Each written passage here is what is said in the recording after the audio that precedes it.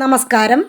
വയനാട്ടിലെ ദുരന്തബാധിതരിൽ നിന്ന് ബാങ്ക് വായ്പ തിരിച്ചടവ് ഉടനുണ്ടാകില്ലെന്ന സ്റ്റേറ്റ് ലെവൽ ബാങ്കേഴ്സ് സമിതിയുടെയും സർക്കാരിൻ്റെയും ഉറപ്പ് പാഴ്വാക്കായി.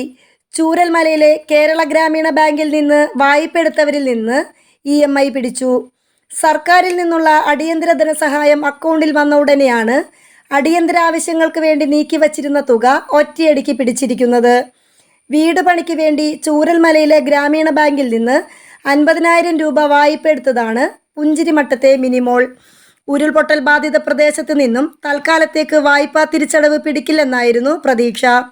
പക്ഷേ ഒറ്റയടിക്ക് അക്കൗണ്ടിൽ നിന്ന് പണം പോയതിൻ്റെ അങ്കലാപ്പിലാണ് മിനിമോൾ. ഇത് ഒരാളുടെ മാത്രം പ്രശ്നമല്ല.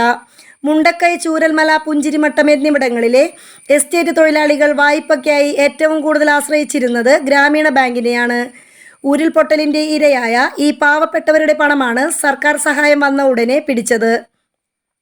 പശുക്കളെ വാങ്ങാനാണ് കേരള ഗ്രാമീണ ബാങ്കിൽ നിന്ന് ഉരുൾപൊട്ടൽ ബാധിതനായ രാജേഷ് വായ്പയെടുത്തത്. വീടും പശുക്കളുമെല്ലാം മലവെള്ളപ്പാച്ചിലിൽ ഒലിച്ചുപോയി. ജീവൻ മാത്രം ബാക്കിയായി. അക്കൗണ്ടിലേക്ക് സർക്കാരിൽ നിന്നുള്ള അടിയന്തര ധനസഹായം എത്തിയതിന് പിന്നാലെ പക്ഷേ തിരിച്ചടയ്ക്കാനുള്ള തുക ബാങ്ക് കൃത്യമായി പിടിച്ചു.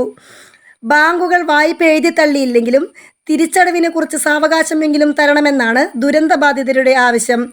എന്നാൽ SLBCയുടെ വിശദ റിപ്പോർട്ട് കിട്ടിയാൽ മാത്രമേ ഇക്കാര്യത്തിൽ തീരുമാനമെടുക്കാനാകൂവെന്നാണ് ഗ്രാമീണ ബാങ്കിൻ്റെ വിശദീകരണം. News desk മലയാളാക്ഷരം.